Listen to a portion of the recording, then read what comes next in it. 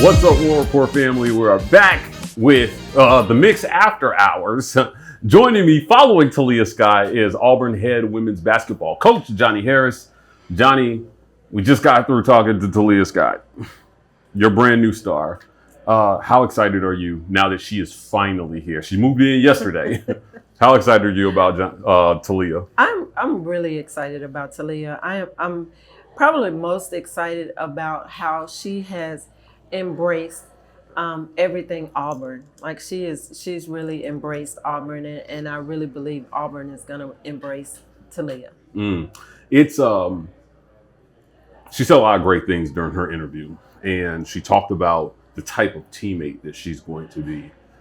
In year 4 of this thing, how do you continue to build on the culture that you've established here that helped land Taliah Scott? During her visit, she felt what Auburn maybe has been for a long time, but it's what you have emphasized in terms of culture. Like, how do you keep building on that? Yeah, so I feel like, coming in, building our culture, it was really important to get players that fit, both on and off the court. And Taliah is a player that fit. She fit the way we play. She know that we want to play defense. She know that we have been a defensive oriented team, and she has, we let her know that it was going to be a grind. Yeah. And she is committed to embracing that grind. And so that really excites me about her. She's a team player. She want to be a team player. She's a player that take charges. She took a couple of charges against us. Yeah, she got run over. As a matter of fact, when we talked to her, she named the people who ran her over.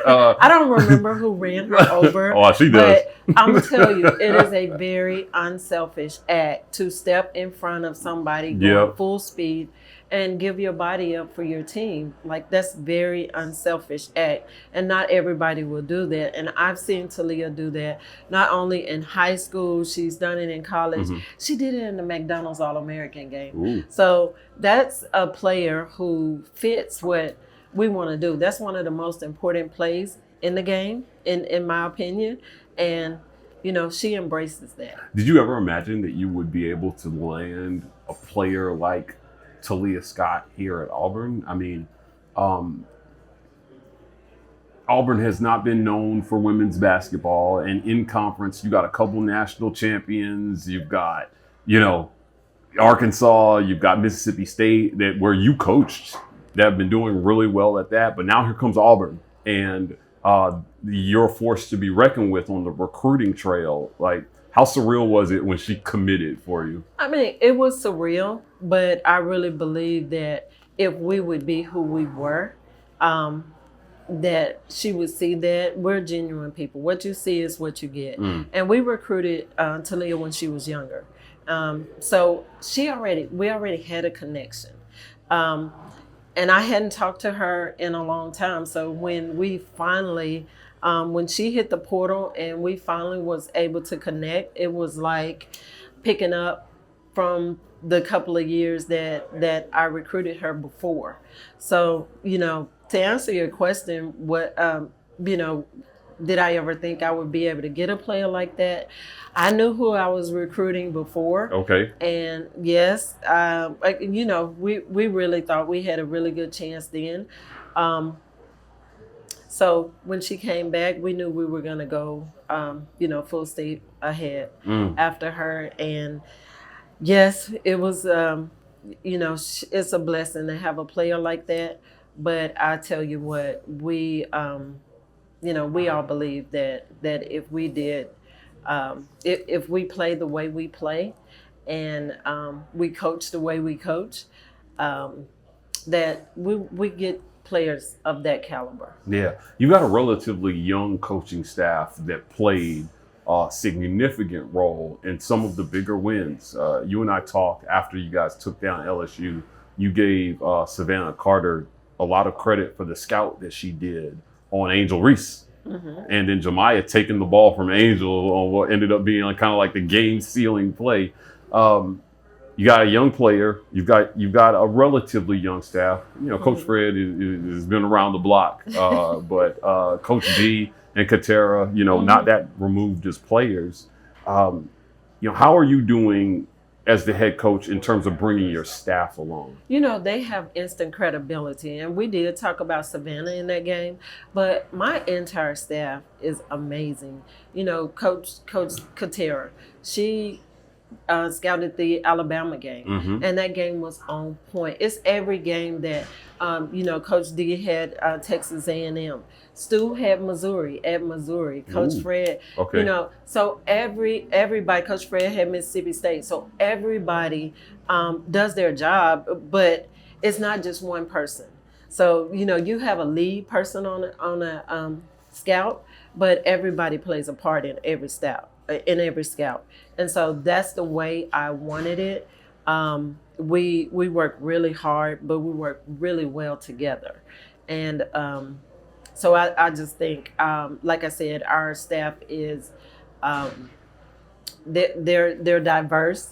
They are energetic. They have been there. I mean, every one of them have won championships, so they know what it takes, and they give these players everything they have.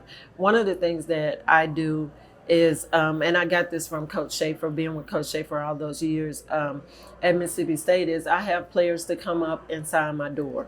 Okay. And so in coming up, signing my door, we always ask players to do more, to give more, to get extra shots in, to work harder. Well, I want them to see how my coaches are working with them. So they come up every day. So outside of practice and sign my door.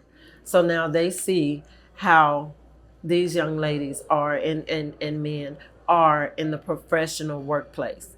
So they see how they go hard. They see how they're doing extra. They hear how they talk on the phone to recruits. And I just think that's instant credibility with my players from my staff. You've improved Auburn, Johnnie, every year for 3 years straight.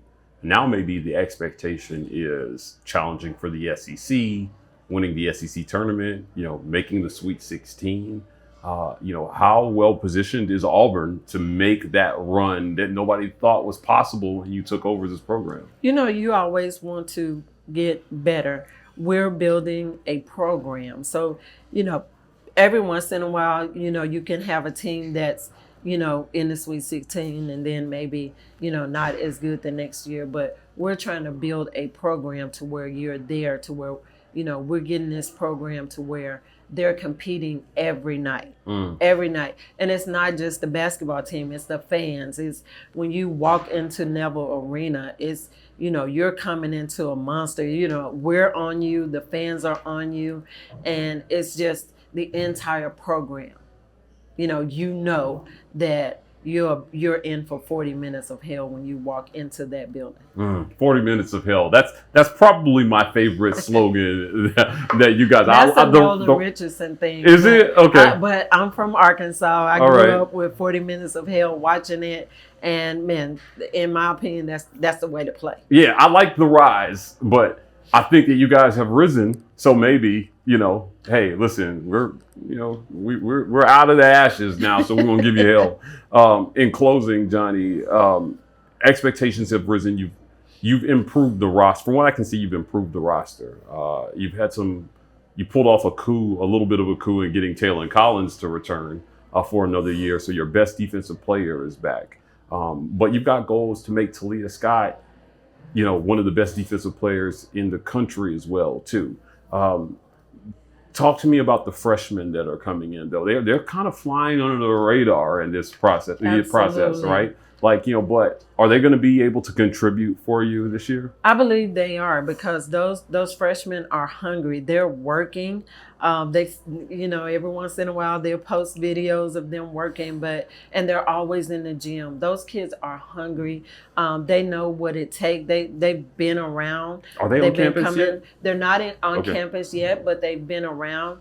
And, Marquise, he works his daughter out all the time. She's always around. And Jordan, she and Jordan are really good friends. So, they're together a lot. But those kids are working hard. They're hungry. They've been to a lot of games. They've been to our practices, so they know what it's like. And they're preparing. They're lifting weights. I saw a video of Jordan lifting weights today. So I think she's working with one of DeWanna Bonner's trainers. Ooh, okay. yeah, they're flying under the radar, but I am very excited about those kids. Well, I know Auburn fans are excited about this upcoming season. You broke the attendance record last year, and with the attention that the women's game is getting now, I wouldn't be surprised to see Auburn women's basketball break that attendance record for a second year straight. Is that what you're expecting? That is the goal, and we're going to work extremely hard to make that happen. Well, I want to thank you, Johnnie, for joining me. As always, it's been a pleasure covering your program. I believe you guys are going to do some great things. You can do some great things by hitting like and subscribe if you want more content like this. We are the War Report on every social media platform. TW Report on TikTok. We're signing off, and as always, War Eagle. War Eagle. There you go. Sweet!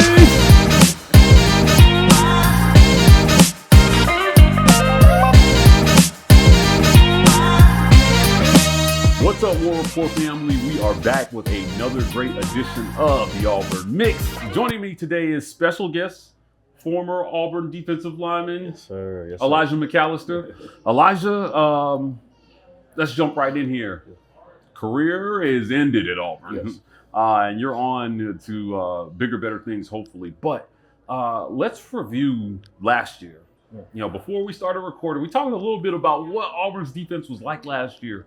You guys had a better season than a lot of people anticipated you would on that side of the ball. You know, what did you think about the effort that you guys were able to give on defense last year? Yeah, so firstly, just thank you for having me on the show. It means a lot to me.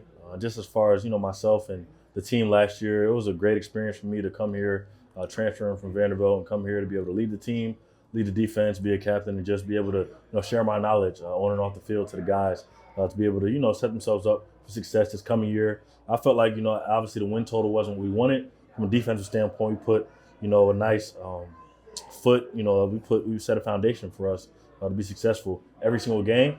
And I feel like, I built confidence within us and the organization and also the fans as well. You guys held like 6 opponents to 14 points or less last season. I mean, it was, from a scoring defense standpoint, it was championship level for most of the season. Yeah, I mean, it helps. You got NFL guys all across the board on the back end, defensive backs and D-line, and some guys coming up next coming years at linebacker. So, it felt good to be able to put, our best foot forward on the field and play that brand of defense that Auburn fans really love. And, hopefully, this upcoming year, you can couple that with some really good offense, really good special teams, and play well on all 3 phases. A lot of the talk has been about what's the ceiling and what's the floor for Auburn football next year. Vegas set the over and under at 7.5. Yes. What do you see for these guys? What do you see for your defensive brethren this year? You think 7, 8 wins, 9 wins? What's the ceiling? Honestly, I'm not a big win total guy because I feel like it's week to week, and football is all about matchups and how you come in every single week. Excited to play, but honestly, I feel like Auburn fans can be excited for a better year than the first year because the foundation's already laid. Right, the leadership is set in stone. The program, the standards, everything that's there is set in stone. And you got some guys returning, coming back for year 2. Like people say, man, it's always better and easier and more comforting in year 2. Yeah. Look, you're a former athlete now, so I'm not letting you off the hook. Ceiling floor here. That was very political of you, but I can't.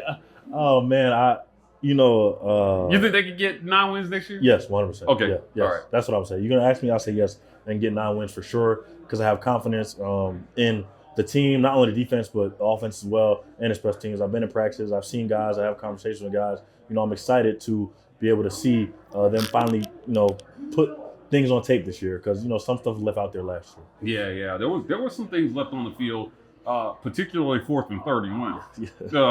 Can let's revisit that nightmare for a second. Like, you didn't rush a lot. I think Auburn rushed 2. 2, yeah. 2. I mean, that was tough. Ron Roberts is no longer here. What were your biggest learnings from last season besides 4th and 31? Yeah. Besides that, which honestly I don't really like to replay too much because it was such a great game and it ended in that fashion in front of our home fans.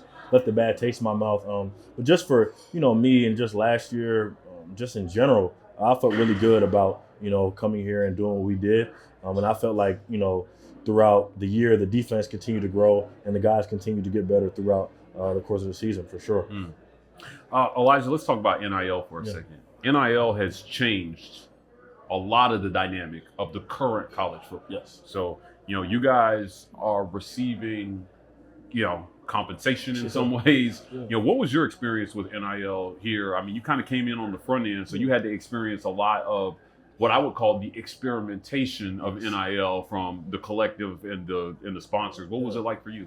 I mean, it was unique because I'm a guy who's older, Yeah. and a guy also who studies not only the game of football but the NIL space and studies, people. I like to learn about finance, I like to learn about the intricacies with conversations and relationships. So that's something that's a little bit different than the normal college athlete per se. But it was unique because I was able to, gain deals and be able to represent different companies, different brands, and also, have a contract with the collective and just continue to not only set myself up for success in the future, but also my family as well. Yeah.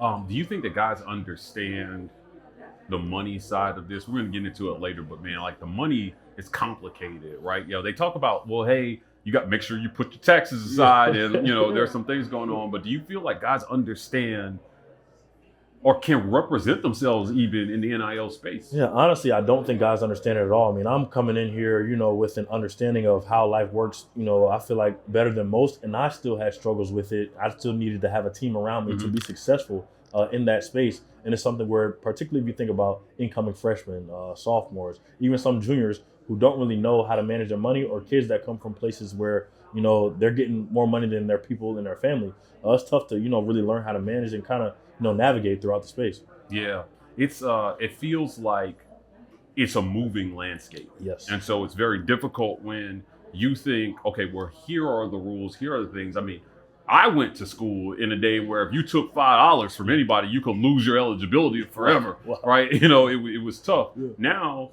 millions of dollars are flying around to get kids to go to this school or that school. What do you see in the future for NIL? Do does this thing continue to evolve, you think, in a way that's beneficial to the athletes? Or is there a negative side to this?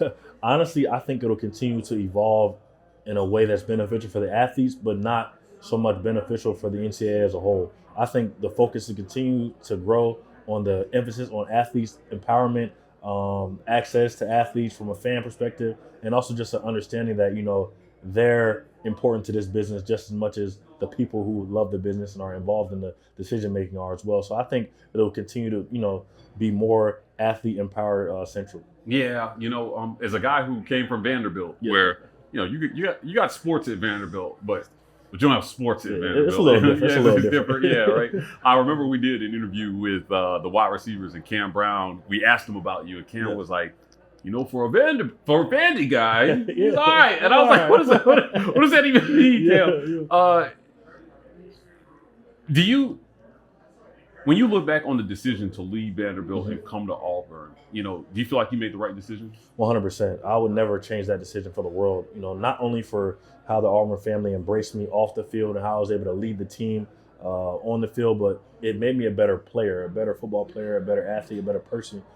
The competition level in practice is raised. Every single week I'm battling with guys like Jalen McLeod and trying to figure out who's going to get the most snaps in the game next, right? I'm sitting there playing against the same competition I've been playing with, but in a logo, with a brand that I feel like I can go out there and be myself and be successful week in and week out, which is something, really can't take for granted. And running out that tunnel, sold out crowd, everybody, wearing that orange and blue is important, it's impactful, and it's something that I would never change for the world because of those things. You had to go back to Vandy to play a road game. There was a portion of the stadium, I think, that was under construction, and I know it doesn't compare, but compare Jordan Hare to whatever you guys have at Vanderbilt. Just it's incomparable, honestly. Our stadium, at Vanderbilt would only be filled with our parents pretty much. It felt like in some ways, we were playing for ourselves, on the island. Like COVID was the best time to play there because everybody was on an even playing field. You didn't need, the crowd wasn't to anybody's advantage. We were used to that, right? Whereas, at Auburn, we utilize, our fans, our family to our advantage and continue to, have, really good performances at home because of everybody else. And that's important. It's incomparable because, we show up everywhere. We got it's different. We played Cal away this past year, and it felt like a home game. So Auburn family's real and it travels. Yeah. Speaking of the Cal game, yes. Any regrets about not being able to play in the encore with Cal coming to the East Coast this time? That running back they had there, Jay Knott, he had a lot to say before the game last year. Yeah, he had a lot to say, and it fueled us defensively, as you can see reflected in the score. How we, stifled them on offense, and they still, gained a few yards and did some things that we weren't happy about that probably could have been, done better. But You knocked him out of the game exactly, it's something that cleanly. cleanly, and it's something as a defense, you take pride in. No one should disrespect not only the Auburn football team, the logo, but also our defense. You got to be a little rugged to play on that side of the ball. So it's something that I definitely am upset I can't play, especially because I can't play, in front of those fans and really do that same thing that we did, at Cal, to them this year. So. People stayed up to watch that game. Our post-game live stream had 2,000 people on it at 2 a.m. in the morning because you guys were on the West Coast. Yeah. So by the time the game got over, I was like, everybody's definitely going to be sleeping. No, it was 2,000 people on watching it. But they come to Jordan-Hare this year, and it's going to be a little bit different. This is the expanded SEC. So Oklahoma and Texas joined the conference. A little bit maybe of regret not being able to play against Oklahoma or Texas. 100%. And I take pride. I tell people all the time, I'm probably one of the few players that was able to play in every single stadium in the SEC ever. Oh wow. Yeah, and it's something that I take pride in because going back to Vanderbilt. Yeah, I played. I played in the East and I played in the West. So I played in every single stadium possible on the away and home side. And it's something that I don't take lightly. I don't take for granted. It's something that I wanted to do for Texas and Oklahoma, particularly because they're two really good programs, and usually show out and have nice showings out there. Yeah. I mean, leadership matters. Yes. Elijah, you were a leader for Auburn last year. They sent you to Media Days, right? Media Days is coming. It's in Dallas this year. They're accommodating Oklahoma and Texas in the site choice. Auburn's going to send 3 representatives. Yes. You have any advice for your teammates that might be going out to Media Days? Yeah. The first thing I would say is be yourself. Yeah. You've been selected for a reason. Nobody takes those selections lightly, and you're there for a reason to represent your teammates, represent your family, represent the Auburn, fans, represent the school, the university, right? Mm-hmm. So just be yourself. You're picked for a reason. The second thing is just go there and have fun, enjoy the experience because, like I said, you're selected for a reason. They like you. They feel like you represent the program, the university in the best way, and enjoy the experience, just represent us well because, it's a special place here. Yeah. You jumping back to something you said about Jay Knott's comments and disrespect. Was that kind of a rallying cry for you guys last year? Did this team feel a measure of disrespect towards it last year? Yeah, for sure. I feel like, coming in, new staff and just, people unsure about who we were as a team, right? Based off the past, experiences in the past, seasons, the record didn't reflect the talent that we had within that locker room. Right. There's always going to be questions surrounding that, particularly when you're coming off a season that you're not too happy about. But those questions, kind of fueled us to be like, we want to prove ourselves day in and day out, week in and week out, to put our best foot forward to try to win every single game we can. And particularly from a defensive standpoint, you guys come in, you bring an offensive-minded head coach, offensive staff, a lot of, offensive firepower. We wanted to make sure, at the end of the day, they say defense wins championships. We're going to always go how the defense goes, Yeah. What happened at New Mexico State? Yeah. So how does that happen? How does New Mexico State happen? Yeah. I mean, it's difficult. They came out to play. They were really good. They're a good team. There's no doubt about it. They're a good team. They won a ton of games and, had a good coaching staff there. But I just felt like we just didn't show up. We didn't show up. You're coming off, I think we were on 2-3 game winning streak right there. Just got bowl eligible. Yeah. Beat up Arkansas pretty good and, had the Iron Bowl waiting for us the week after. I felt like, in ways we could have done better at preparing ourselves to be better for that week. Nonetheless, we were prepared enough to win the game. We just didn't show up that day as we should have. Yeah, it's always tough when you lose a game you should win. Yes. Right? And you don't want to, we just talked about disrespect. You don't want to disrespect your opponent, but also, you don't want to lose that game either. Yeah. And you know how it is. Any game you lose, you feel like you could have done better and could have prepared more. So that's no different from the Georgia loss, the Ole Miss loss, the New Mexico. It doesn't matter who it is. We still feel like we want to play to our standard every single week, regardless of who it is. So, at the end of the day, we lost, and I felt like we could have prepared better. That's no different than any game we lost that year. We could have prepared better, So that's important to note. Kind of moving forward, I want to talk about your pro prospects here. Yeah. Right? What is Elijah doing to prepare for the transition for the NFL? What teams are you talking to? Yeah. Like, is there a place you're hoping to land? Yeah, I mean, it's been unique, this process, because, I'm a guy who came here, playing a stand-up outside linebacker role, but I'm 6'6", 275. I mean, surely if fans watch the game, you saw me covering running backs 30 yards downfield because of the way the defense was called, right? And it's something where that wasn't always, positive for my skill set, but it's something I had to do because that's the defense we ran. And it's fine because I felt like I did, some things well, some things I could have improved on. Nonetheless, transitioning to the pros, I've been adding weight, transitioning to fully playing defensive end. I'm up to about 285 right now, 290, which I played the season at about 275. So I'm up and talking to a multitude of teams right now. Just, they want to see how I move with the weight. I've been talking to the Giants and the Ravens, 2 main, and the Titans as well. The 3 really main teams I've been talking to a lot. Just I've worked out for 2 of those teams already. And just, the main consensus is just put the weight on and continue to show that you can move with that weight, and, we'll have you in camp and, hopefully have a shot to making this thing stick. So they're looking at you more pure defensive end? Yes, pure defensive end, which is something that, with my size and my length, I can do at a high level. I just, never was asked to do so. I was always asked to play a stand-up outside linebacker role and move around a little bit. And I like to give people a comparison. It's like, well, me and Jalen McLeod are 2 totally different players. We play the same position, but he's 6'2", about 240. And speed, athletic. Jalen had a hell of a season. Hell of a season. That's more the prototype of that position versus me in terms of size. I'm more of a defensive end, heavy defensive end kind of prospect, which, is what's looking at right now. Yeah, it's Auburn has a history of, especially on the defensive side of the ball, of guys who maybe weren't getting looked at in the draft, getting in there. We talked about this when we talked about guys like Jay Ratliff back in the day who, got drafted late or unsigned free agents that went on to have success at the NFL level. I think a lot of fans will be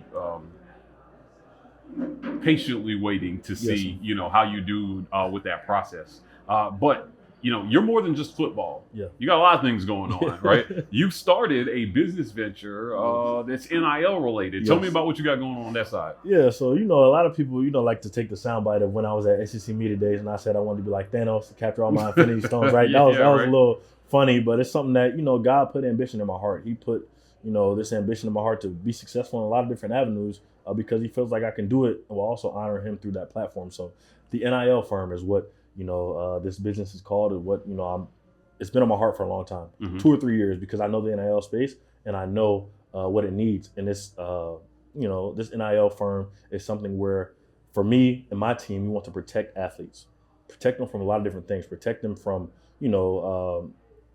giving too much money to their agent fees, right? Right. Protect them from, this idea of not understanding what they're doing to gain the money they're getting from these outside sourced NIL deals. So for us, it's based on contract review. We want a contract review and review all the contracts we possibly can to set, athletes up for success. Financial literacy is something that is super important. Some people grow up with it. Yeah. Others, you learn it through the process of life. Yeah.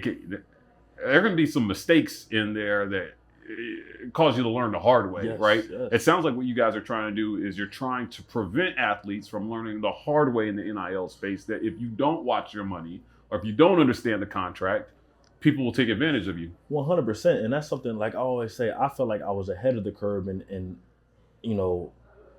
understanding the NIL space and understanding how to manage your money and financial literacy. And there was still some questions I had to answer, and I didn't really know the answers to, right? Like Uncle Sam's always going to want his money. Yeah, he is. No matter what's going on. He's coming for it. Yeah, it don't matter who you are. I was just 18 when I got the money. I got it through the collective. It doesn't matter. Uncle Sam's coming to get the money. And also, whether different companies, feel like your name, image, likeness is important, they may feel the need to take advantage of it years down the line. I was so fortunate enough to have a cousin, a business partner, a best friend who graduated from law school at Rutgers a couple years back, and he handled all my contract review to allow me to be smart with not signing with any type of people, brand, person, thing to forfeit my name, image, likeness for the future, or that wasn't conducive to a positive outlook on myself, which is important because, not a lot of people have the luxury to have that person right by their side, and they need it, which is what we'll provide. So the NIL firm, how do people find you? So you can find us right now on our website. I will get that to you here shortly. There'll probably be, I don't know how you do links below or a little picture. We'll put it in the description nice of the video. Description of the video. got a website out and got a picture of this logo here. And also, you can find me, you can find the NIL firm, right? The same way you can find me, you can find my nonprofit organization, you can find different things that I do on and off the field. If you find me, you find the NIL firm. So my Instagram, all my social media is E_McAllister1, and the NIL firm will be up and running, and you'll be finding it there. Well, I'm looking forward to seeing what you do on the business side as well, too. I think that that's definitely a niche that needs to be filled. Yes. It sounds to me like your idea to start this may have been birthed out of experiences you had with NIL, right? Things that were maybe missed, or, is that where this came from? 100%. And that's why the space is so unique. A lot of people, outside sources can come in and feel like they can, navigate the space the best, but they don't know the space because it's so new. I'm really the first athlete, when NIL started, I was in my sophomore or junior year, something like that. Mm-hmm. So I'm really the first athlete to really know and understand, my class really don't understand the space.